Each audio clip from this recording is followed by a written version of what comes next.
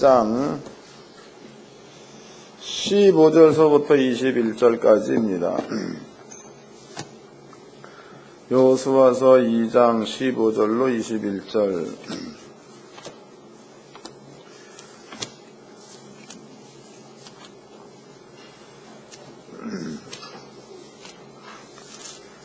여호수아서 2장 12절로 21절, 15절로 21절. 다 같이 한 목소리로 합독을 하도록 하겠습니다. 시작. 나합이 그들을 창에서 줄로 달아 내려오니 그 집이 성벽 위에 있으므로 그가 성벽 위에 거하였습니다. 나합이 그들에게 이르되 드렸건대 따르는 사람들이 너희를 만날까 하노니 너희는 산으로 가서 거기 사흘 숨었다가 따르는 자들이 돌아간 후에 너희의 길을 갈지니라. 두 사람이 그에게 이르되 내가 우리로 서약케 한 이 맹세에 대하여 우리가 허물이 없게 하리니 우리가 이 땅에 들어올 때에 우리를 달아 내려온 창에 이 붉은 줄을 메고 내 부모와 형제와 내 아비의 가족을 다 내 집에 모으라. 누구든지 내 집 문을 나서 거리로 가면 그 피가 그 머리로 돌아갈 것이요 우리는 허물이 없으리라. 그러나 누구든지 너희와 함께 집에 있는 자에게 누가 손을 대면 그 피는 우리의 머리로 돌아오려니와 내가 우리의 이 일을 누설하면 내가 우리로 서약케 한 맹세에 대하여 우리에게 허물이 없으리라. 나합이 가로되 너희의 말대로 할 것이라 하고 그들을 보내야 가게 하고 붉은 줄을 창문에 매니라. 아멘. 오늘 여러분께 들려드릴 말씀의 제목은요, 붉은색의 표입니다. 붉은색의 표. 이 말씀을 잘 좀 이해하셔가지고 또 한 주간 동안에 이 믿음으로 살기를 바랍니다. 먼저 여러분들의 그 10년 가운데에 하나님 말씀이 믿음화 되어지는 단계를 설명을 좀 해드리도록 하겠습니다. 이해를 하셔야 합니다. 그래서 우리 하늘교회 성도님들은요, 육적인 사람이 되어서는 안 된다고. 육적인 사람. 여러분들은 영으로다가 육을 다스리는 그러한 그 영적인 사람이 되어야 될 줄로 믿습니다. 간단하게 설명할 테니까 잘 들으세요.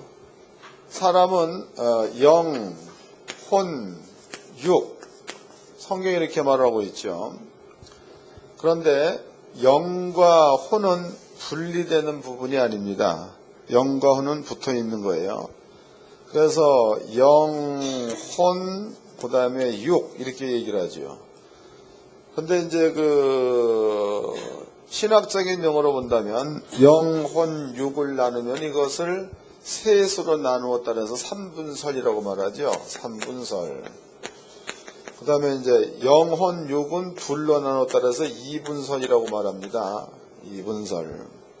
그런데 성경적으로 본다면은 영혼육도 맞고 영혼육도 맞습니다.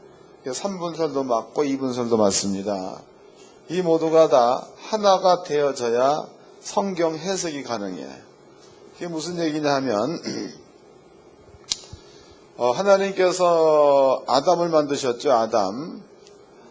아담을 만들었을 때에 하나님의 형상의 모양대로 만들었다. 흙으로 만들었다.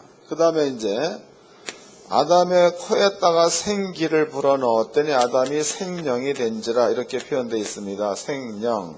이때에 아담의 육체 속에 하나님이 생기를 불어넣었을 때에 아담의 육체 가운데 채워진 것은 하나님의 영과 사람의 혼이 동시에 채워졌다는 거죠. 다시 설명하겠습니다. 제가 여러분들은 공부를 잘해야 돼. 이 공부가 왜 중요한가 하면 지식이 있으면 행동이 따르게 돼 있다고. 지식이 없으면 결정을 못합니다. 다시 하나님께서 흙으로 사람을 만드셨다. 그 다음에 이제 하나님의 형상의 모양 가운데서 영이죠. 영. 하나님이 생기를 사람한테 불어넣을 때에 그때에 사람 속에는 하나님의 영과 사람의 혼이 동시에 들어갔다는 것. 동시에. 읽어보겠습니다. 창세기. 여호수아서는 접어놓으세요. 창세기 2장입니다. 창세기 2장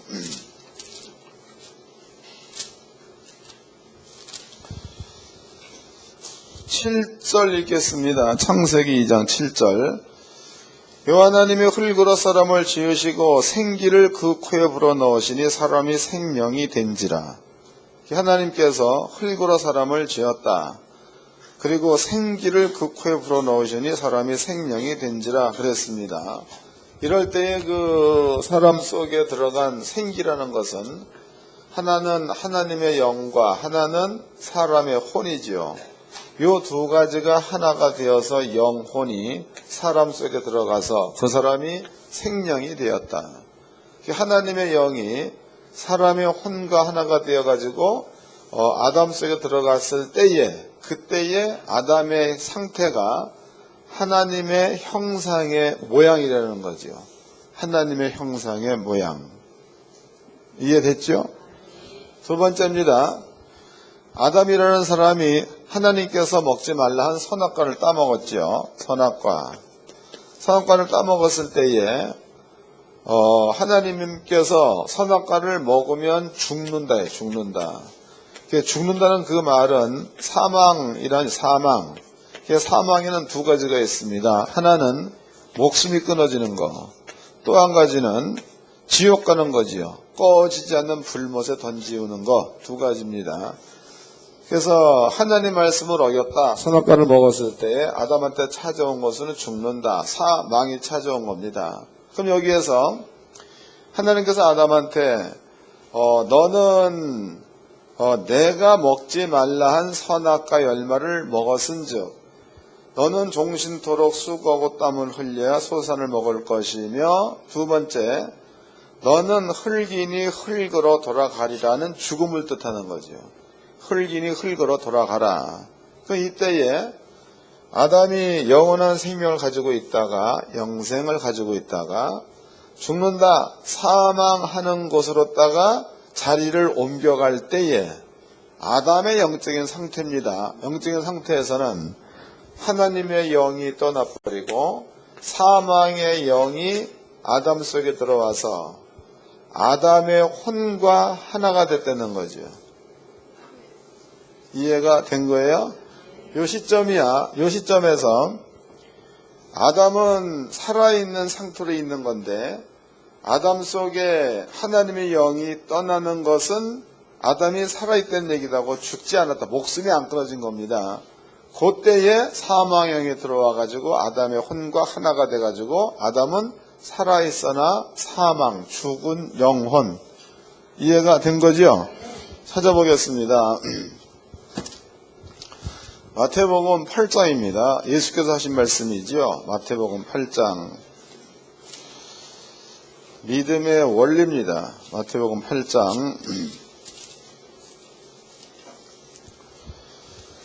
21절서부터 읽겠습니다. 마태복음 8장 21절.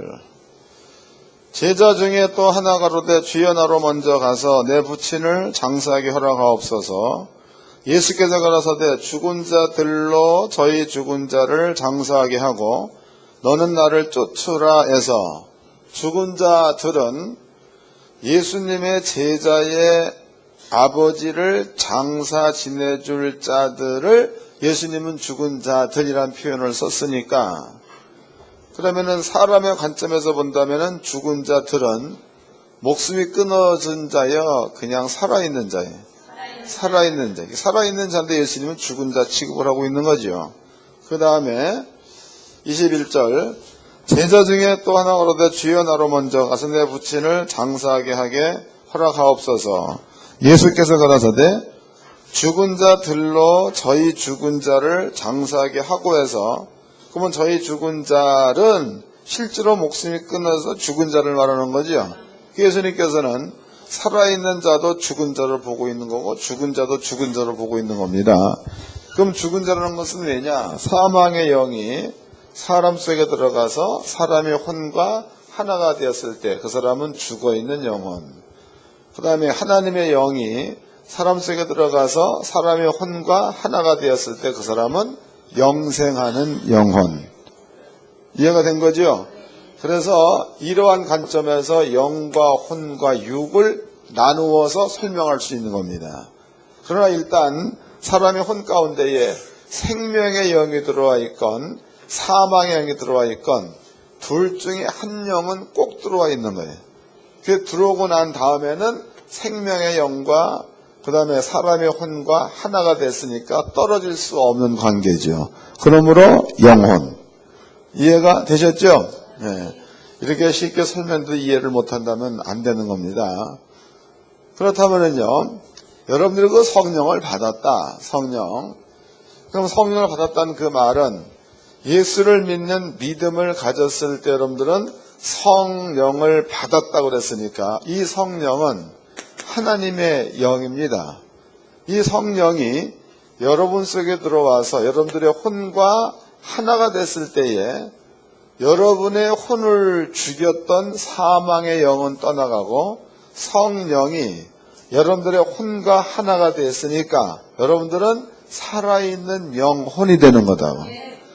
그 살아있는 영혼을 예수께서 볼 때에는 살았다고 봐야 되는 거예요? 죽었다고 봐야 되는 거예요? 살았다고 봐야 맞는 거죠? 이제 읽어보겠습니다. 요한복음 11장입니다. 요한복음 11장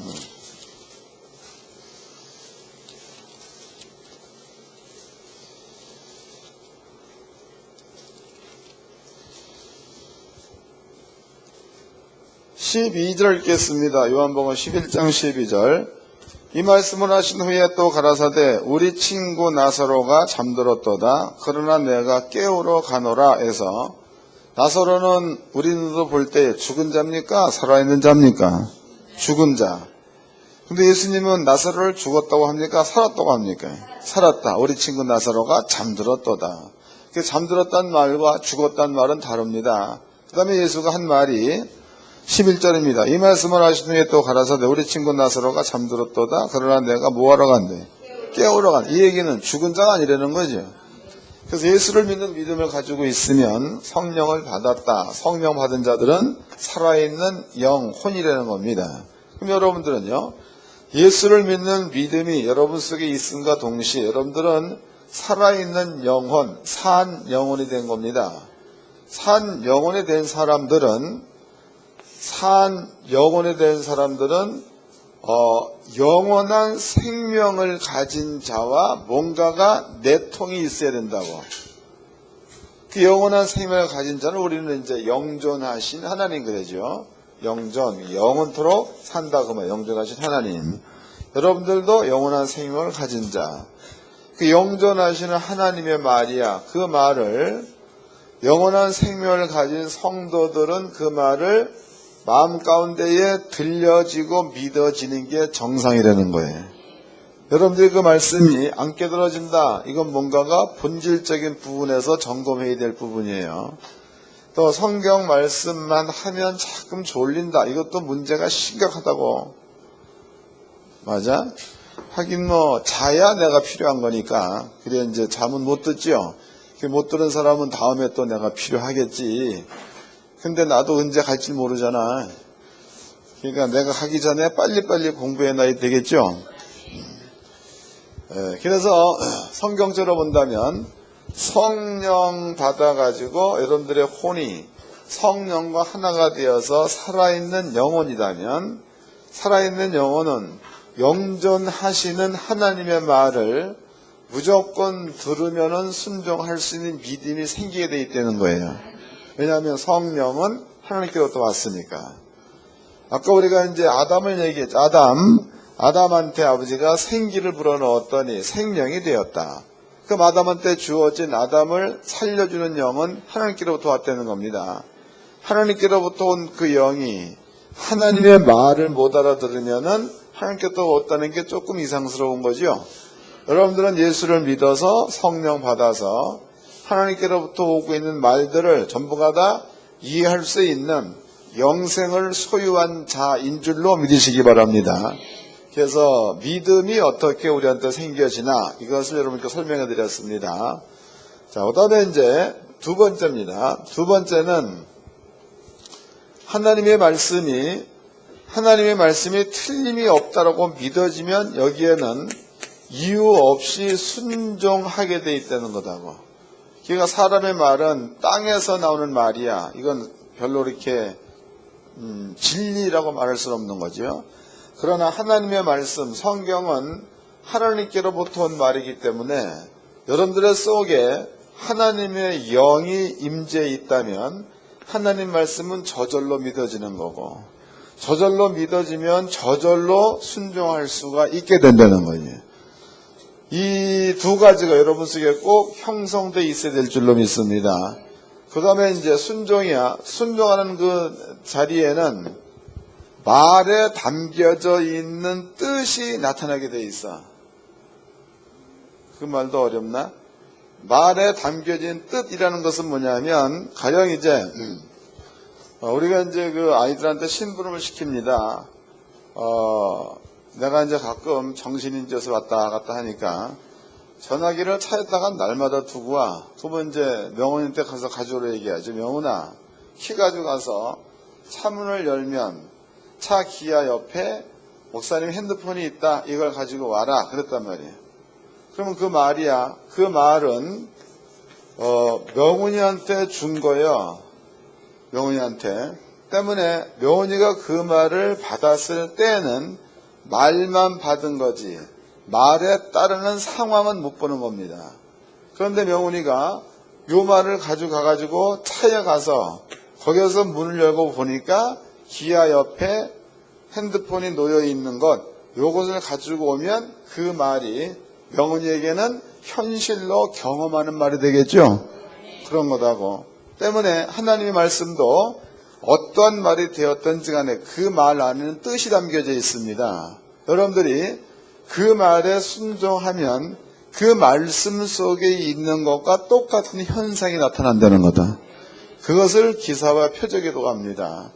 여러분들은 꼭 이런 것들을 잘 좀 이해하셔가지고 생활 가운데에 하나님의 말씀을 존재로 만들어내는, 혹은 하나님의 말씀을 손으로 만질 수 있는 이러한 삶을 사시기를 주의 이름으로 축원합니다. 그래서 믿음이 어떻게 형성되어지는가 설명해 드렸습니다. 오늘은 이제 그 본문의 내용의 제목이 붉은색의 표입니다. 붉은색의 표. 여기서 이제 그 붉은색의 표를 아까 읽어봤듯이 여리고 성의 안에는 라합이라는 여자가 있었습니다. 라합. 그리고 이스라엘의 정탐꾼 2명이 라합의 집에 도피를 합니다. 그 라합과 정탐꾼 2명이 얘기하기를, 라합 얘기가 너네들은 하나님이 돕는 자들이다. 우리는 하나님이 죽이려고 했던 자들이다. 그러므로 내가 너네들을 피신시켜 주었으니까 너네들의 나라가, 너네들의 군대가 여리고 성을 들어올 때에 우리를 죽이지 말라. 이런 부탁을 합니다. 그때 정탐꾼 2명이 하는 얘기가, 천이야, 홍색천. 홍색천을 너네 집 창문에다가 내려뜨려 놓아라. 그러면 우리의 군대가 여리고성을 쳐들어갔을 때에 홍색천이 달려있는 네 집은 우리가 침범하지 않고 네 집 안에 사람들 전부 다 살리겠다. 이런 약속을 하지요. 어머니가 있느냐? 데려오라는 거지요. 아버지가 있느냐? 데리고 와라. 친척이 있느냐? 데리고 와라. 붉은 색깔의 줄이 드리워져 있는 그 집안에 너의 친척이 들어가 있으면 우리가 한 명도 죽이지 않겠다. 이런 얘기를 합니다. 그리고 실제적으로 여로선 정토에서 이스라엘 민족은 라합의 집안의 모든 식구들을 다 살려주는 거죠. 여기서 홍색실이 나온다. 홍색천이 나옵니다. 홍색천. 이걸 기억해 놓으세요. 하나님께서 이스라엘 민족을 애굽에서 끄집어낼 때죠. 그때에 애굽이란 그 나라에서 하나님께서 이스라엘 민족이 애굽에서 400년 동안 종노릇했다. 그 말은요, 애굽 사람들은 주인이고 이스라엘 민족은 노예입니다. 노예. 그러면은 노예로서 있었던 시간이 400년이야.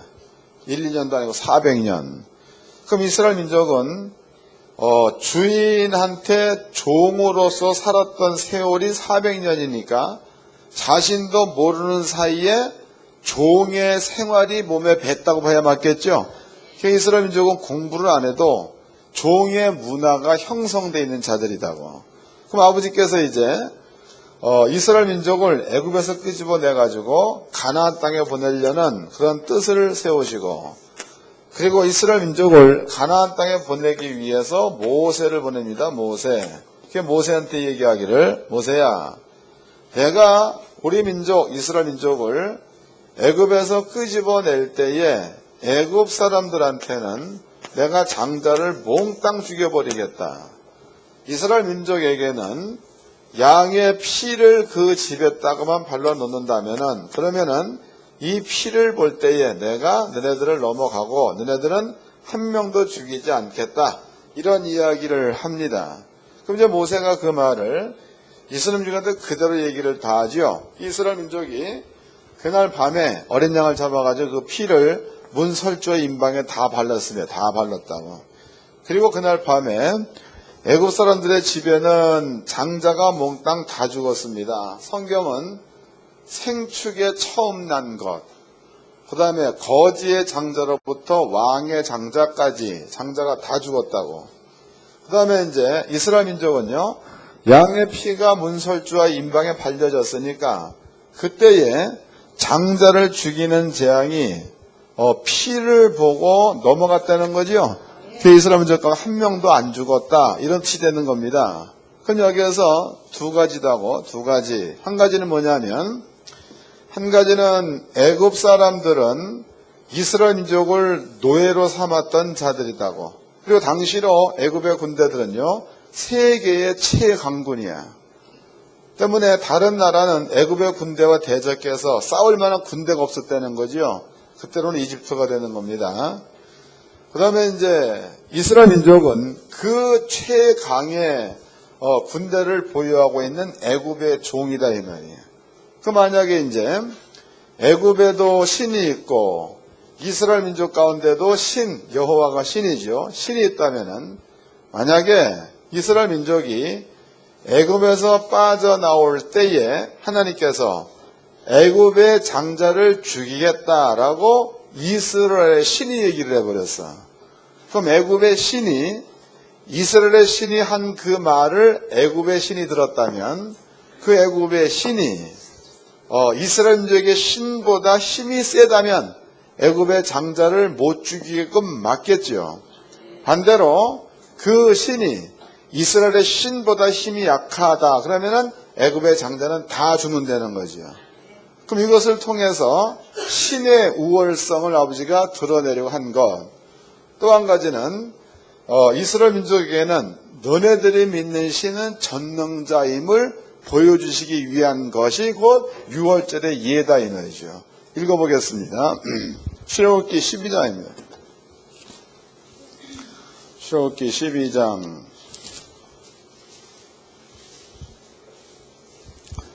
11절서부터 읽어드리겠습니다. 출애굽기 12장 12절 출애굽기 12장 12절서부터 읽겠습니다. 내가 그 밤에 애굽 땅에 돌아다니며 사람과 짐승을 물어나고 애굽 나라 가운데 처음 난 것을 다 치고 애굽의 모든 신에게 벌을 내리리니, 그게 장자를 죽이는데 성경은 애굽의 모든 신한테 뭘 내린대? 벌을. 바꿔 얘기한다면 여호와 하나님이 최고의 신이다, 그 말이죠. 13절입니다. 내가 애굽 땅을 칠 때에 그 피가 너희의 거하는 집에 있어서 너희를 위하여 표적이 될지라. 내가 피를 볼 때에 너희를 넘어가려니 재앙이 너에게 내려 멸하지 아니하리라. 너희는 이 날을 기념하여 여호와의 절기를 삼아 영원한 규례로 대대에 지킬지니라 그랬습니다. 그럼 아버지께서 두 가지, 이스라엘 민족한테는 전능하신 하나님을 보여준 거고, 애국 사람들한테는 너네들의 믿는 신은 아무것도 아니다라는 것을 보여주었던 그 사건이 장자를 죽이는 사건이다. 장자를 죽이는 사건. 그렇다면은요, 지금 여호수아 시대의 여리고성 전투에서 라합의 집에 홍색 줄을 갖다 달아내려 버리고 그 안에 들어와 있는 자들은 한 명도 죽이지 않겠다, 그 말이나, 지금 이스라엘 민족이 애굽에서 빠져나올 때에 어린 양의 피를 문설주와 임방에 바르면 재앙이, 하나님의 심판이 다른 신을 믿는 자들한테는 심판이 임하는 거지만 하나님을 믿는 자들의 집안에는 심판이 임하지 아니하고 오히려 보호해 주는 거니까 이때에 이스라엘 민족은 하나님의 전능함을 아는 거고 또 애굽의 모든 사람들한테는 유일신을 아는 거다고.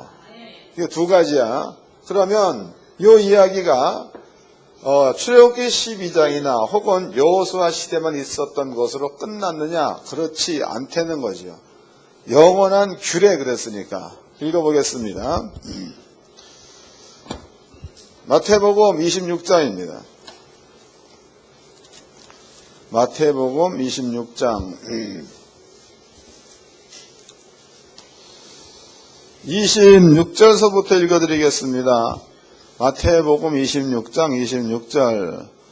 저희가 먹을 때 예수께서 떡을 가지고 축복하시고 떼어 저들에게 주시며 가라사대 받아 먹으라. 27절. 이것은 28절까지 다 같이 읽어봅시다. 시작.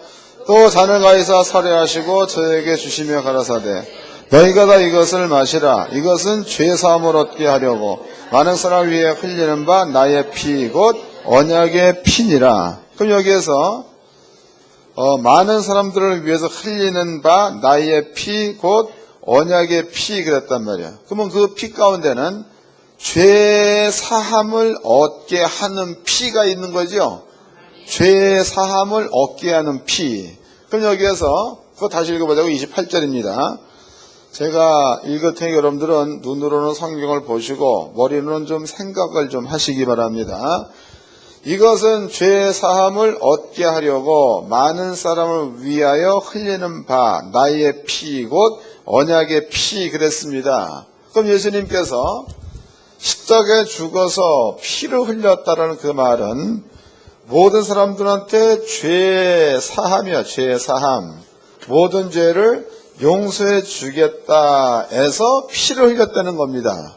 용서해 주겠다. 그럼 여러분들은 이 사실을 믿는 믿음을 가지고 있으면은 모든 죄가 용서됐다는 예수의 피가 여러분 속에 있다는 뜻이 되겠죠?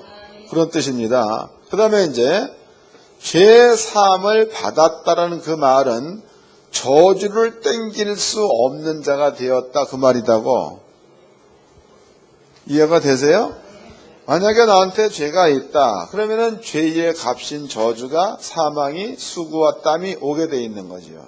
그럼 만약에 나한테 죄가 없다 그러면은 저주도 없는 거고 수고와 땀도 없는 거다. 예수님께서 제자들한테 잔을 주시며 가라사대 이것은 내 피다. 무슨 피냐? 죄 사함을 얻게 하는 언약의 피 그랬단 말이죠.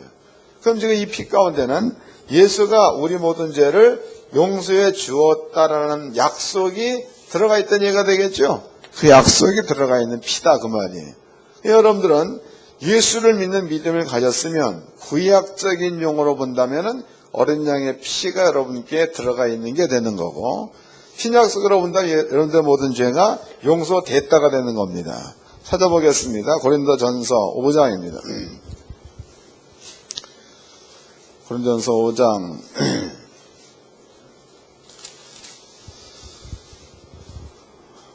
7절 읽겠습니다. 고린도전서 5장 7절 다 같이 합독하도록 합시다. 시작. 너희는 누룩 없는 자인데 쇠 덩어리가 되기 위하여 묵은 누룩을 내어 버리라. 우리의 유월절 양 곧 그리스도께서 희생되셨느니라. 그 예수를 얘기할 적에 유월절 양 그랬죠. 여러분들의 마음 가운데에 예수를 믿는 믿음이 있으면은 저주가 넘어가는 죄사함의 피가 여러분 속에 들어가 있는 줄로 믿으시기 바랍니다. 들어가 있다고. 그러면 이제 이렇게 되어졌으면 여러분에게는 두 가지 현상이래. 두 가지 현상. 한 가지는 뭐냐면 여러분들을 해야 할 자가 없어야 되겠죠. 6월절 규례대로라면 여러분들 해야 할 자가 없어야 맞는 겁니다. 읽어보겠습니다. 요한복음, 누가복음 10장입니다. 그 예수님께서 직접 하신 말씀입니다. 누가복음 10장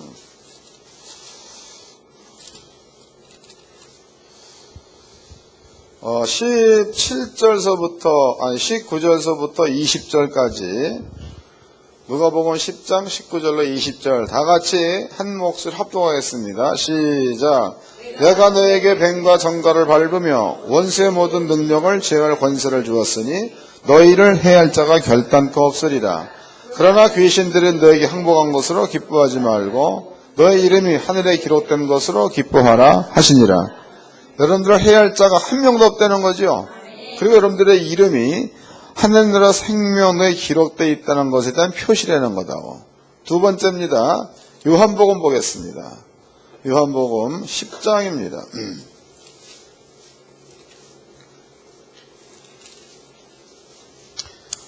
요한복음 10장 28절서부터 29절까지 요한복음 10장 28절로 29절까지 다 같이 한 몫을 합독하겠습니다. 시작. 내가 저에게 영생을 주노니 영원히 멸망치 아니할 터이요 또 저희를 내 손에서 빼앗을 자가 없느니라. 저희를 주신 내 아버지는 마녀보다 크시매 아무도 아버지 손에서 빼앗을 수 없느니라. 할렐루야. 여러분들은 하나님의 손아귀에 잡혀있는 자가 되어서 누가 되었건 신이 되었건 사람이 되었건 여러분들을 하나님의 손에서 빼앗아갈 신이 없다는 거죠. 이해가 되셨죠? 여러분께 이제 신약 성경 쪽으로도 두 가지를 증명해 드렸습니다. 한 가지는 6월절의 피와 똑같은 그러한 피가 여러분 속에 있다는 거. 또 여러분들의 속에 예수님을 믿음으로써 어린 양의 피가 여러분 속에 들어와 있다면 마귀나 사단이나 귀신들이 여러분들을 해할 수 없다는 거. 또 하나님의 손아귀에 잡혀 있기 때문에 하나님의 손아귀에서 여러분들을 빼앗아갈 자가 아무도 없다는 거. 이거 성경적으로 증명해 드렸습니다. 그런데 이것으로만 끝나는 게 아니죠.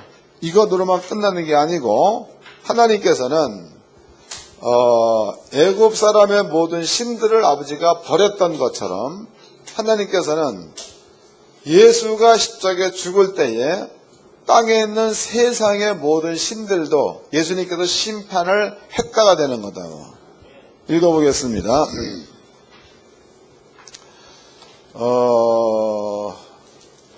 히브리서입니다. 2장을 보겠습니다.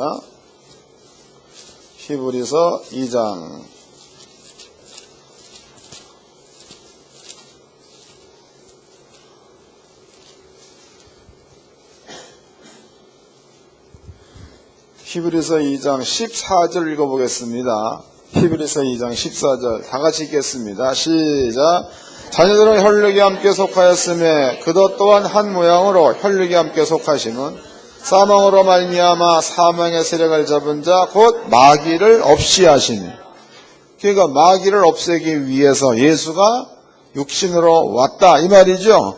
그 얘기는 마귀의 모든 일들을 예수님께서는 멸했다. 혹은 마귀가 일할 수 없도록 만들었다. 그 뜻이기도 합니다. 또 읽어보게 요한일서입니다. 요한일서 3장을 보겠습니다.